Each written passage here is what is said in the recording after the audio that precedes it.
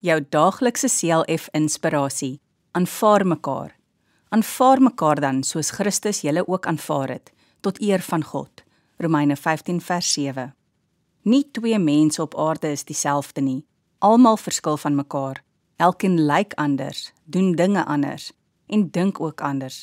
Die wêreld sou maar eentonig gewees het as ons almal dieselfde was. God het elke mens gemaak en hy het ons verskillend gemaak met 'n goeie rede. Ons is verskillend sodat ons mekaar kan aanvul. Ons het mekaar nodig en daarom moet ons mekaar aanvaar, soos dit in vandag se teksvers staan. Niemand is volmaak nie. Daarom moet ons mekaar verdra met foute en al. Ons is geneig om sleg te praat van ander mense wat nie soos ons optree nie. Ja, ons veroordeel so maklik ander se doen en late. Jesus is vir ons die voorbeeld. Hy aanvaar almal met al ons foute.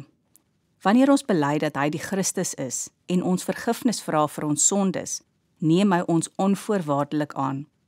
Kom ek en jy aanvaar ander mense soos Jesus vir ons aanvaar. Kom ons bid saam. Dierbare Here, leer my om alle mense te aanvaar soos U my aanvaar. Amen.